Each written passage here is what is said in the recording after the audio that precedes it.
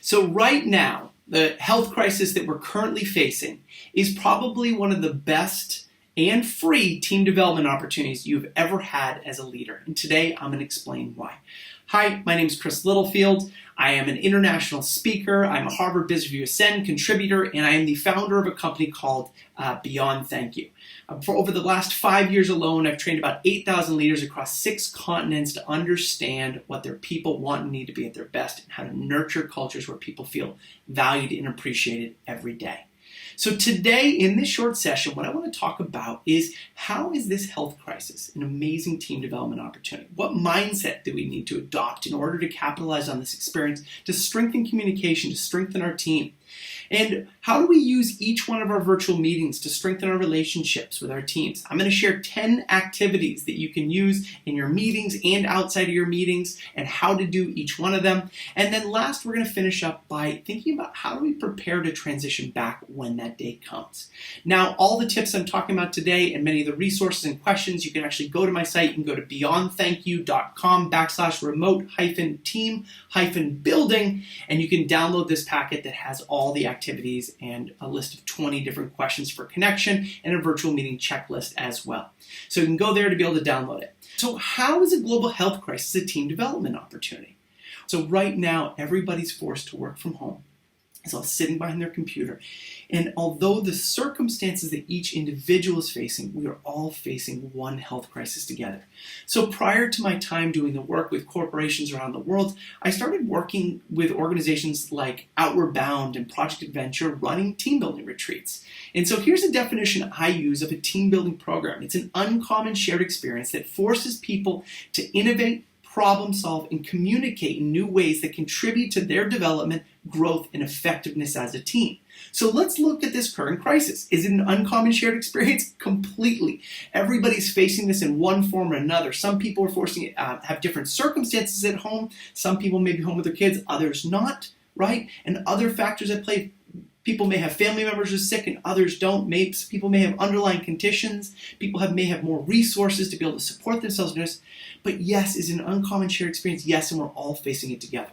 Okay? Does it require innovation and problem solving? I talked to an individual at Fidelity Messence the other day, and in a matter of 3 days, they had to move their whole call center operation remotely. It's forcing people to come up with creative ways to deal with difficult situations. Does it help us communicate in new ways? I don't know about you all, but I've been in more virtual meetings and having beers and drinks with people and hanging out with friends and catching up with friends virtually that I could have done that years ago. So it's forcing me to communicate in new ways. And then the last one, does it help us develop and grow together?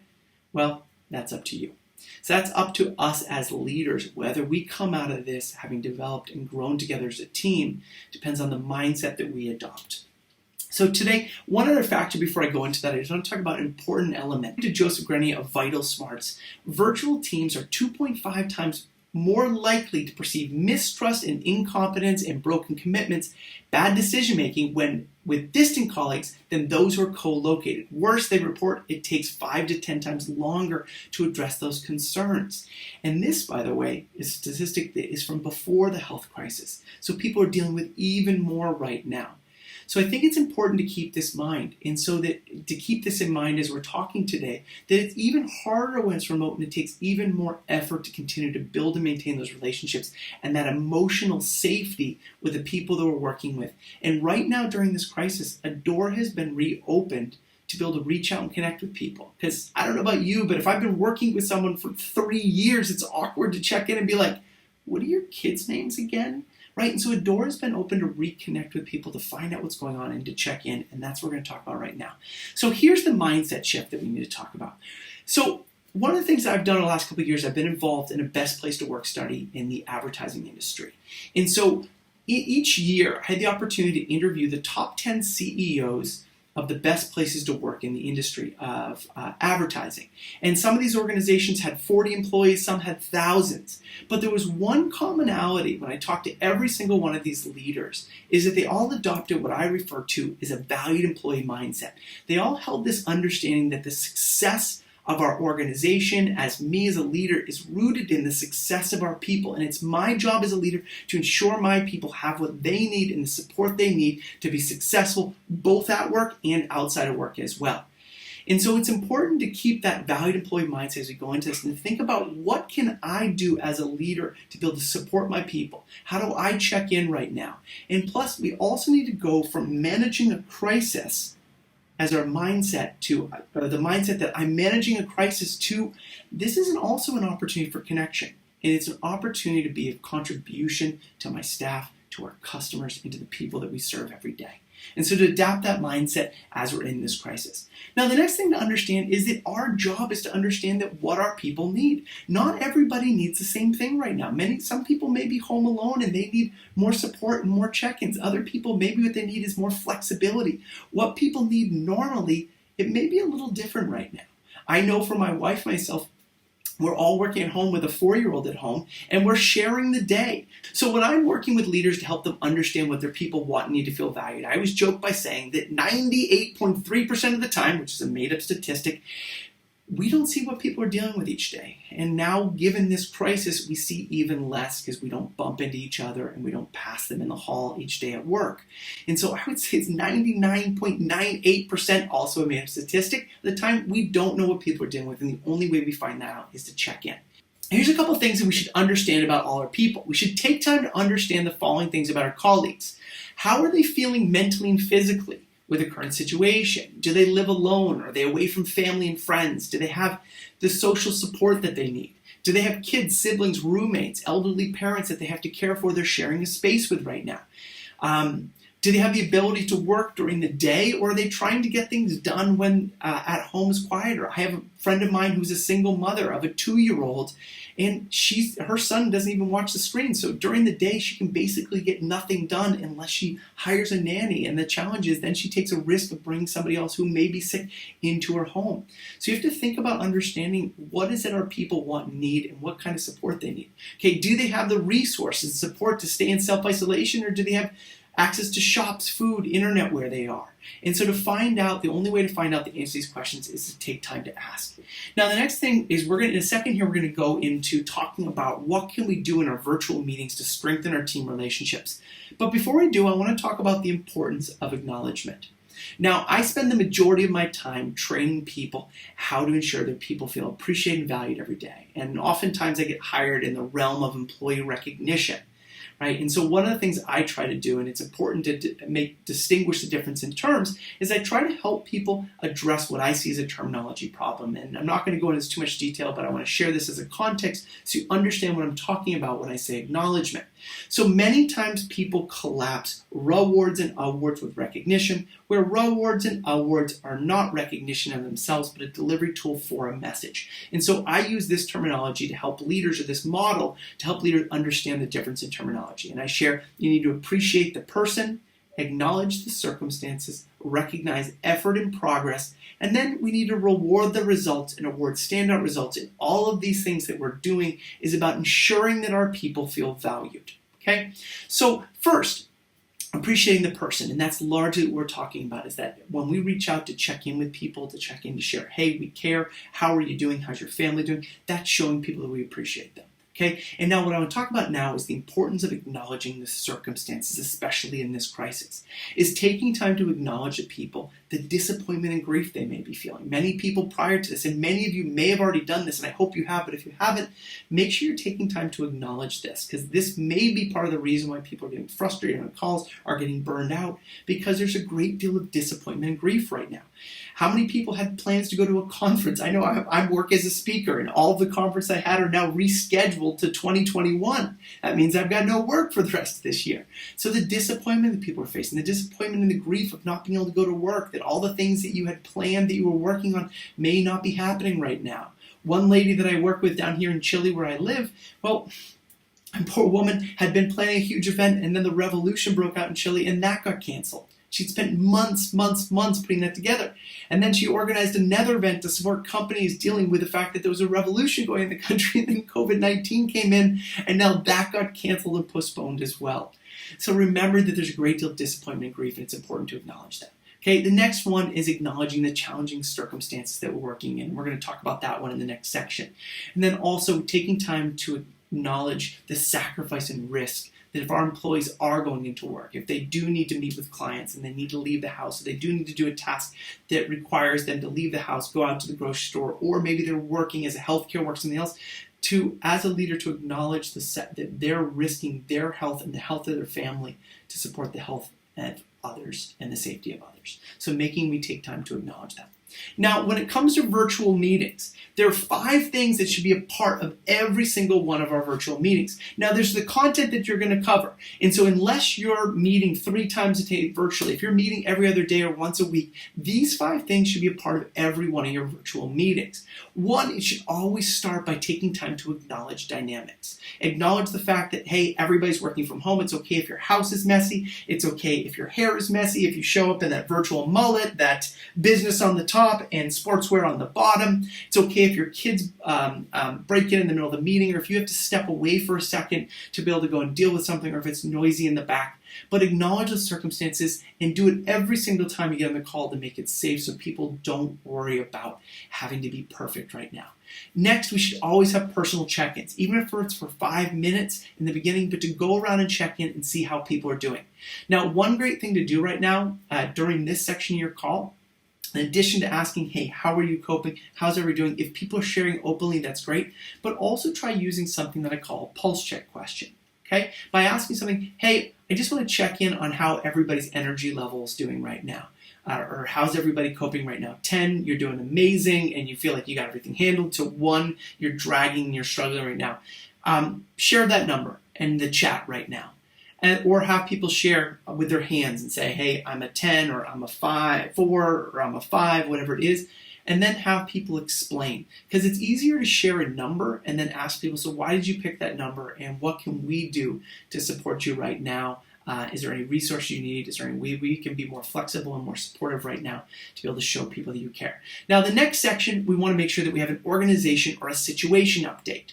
Right? Each call, check in and say, hey, here's the update, here's the new information I have, or, hey, I don't have any new information. As soon as I have it, I'll share it back with you.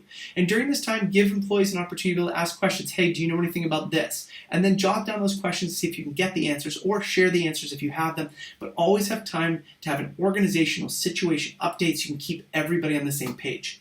And then at some point during the call, and we're gonna cover this in the next few slides, is make sure that you have time for fun and laughter. Right now, especially in times of crisis, we need to laugh and we need to play together. And if we're going to be on multiple hour-long calls, make sure that we're having time for fun and play. And at the end, make sure that on every single one of your call that you're thanking, you're acknowledging people for getting on the call, given everything they're dealing with outside of here. And at this point, regardless of whether you're in a virtual call or not, taking time to recognize your people. And like I said earlier, is recognize progress and effort, right? Is it right now? It may not be amazing that someone's getting that report done, but the fact that they're getting that report done with 3 kids at home or by themselves or trying to do all that work with not the normal software that they have access to, acknowledge them for the fact that they're getting it done regardless what they're having to deal with outside. Because people don't want to be recognized for the result. They want to be recognized for the process, the ups and downs that they had to work through and get through to be able to produce that result. Okay, next, I want to talk about how do we continue to build connection. Now, here are some of the activities I want to share.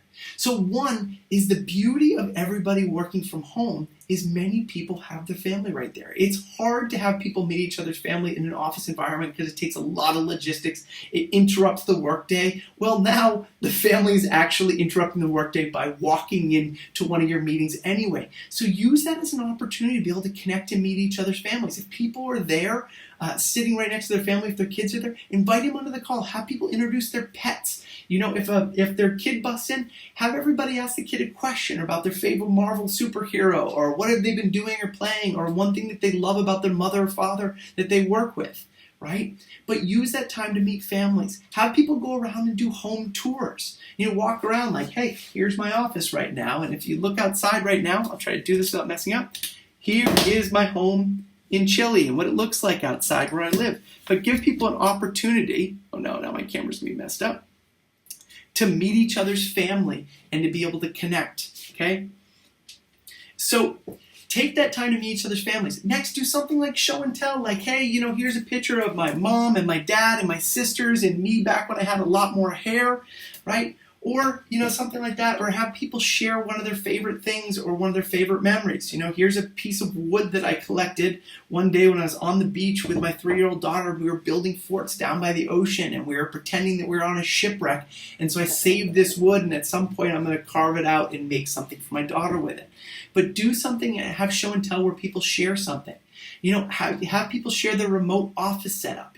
I work remotely all the time. Other people may not. But how do you set up and have people share what's been working and what hasn't been working for them? Okay. Now here's a few ideas to bring a little more fun into your work. Maybe do something like word of the day, where you pick a word like cucumber, and then people have to try to sneak that word into their meetings, into their chats without other people catching it. Something along the lines of like, I think that was a really great idea. I think we should cucumber it just like that next time. But do something to bring a little fun and play. You can also play a game like freeze, where you pretend that you're frozen and try to convince your coworkers that you're frozen, where they come to the point and they go, oh, looks like Chris is frozen, right? But do something to be able to bring fun and play to it. Another thing we can do is a simple game, which I call moving troll, where right now, look at the backdrop and see what you notice. I'm going to then take a second to cover the camera.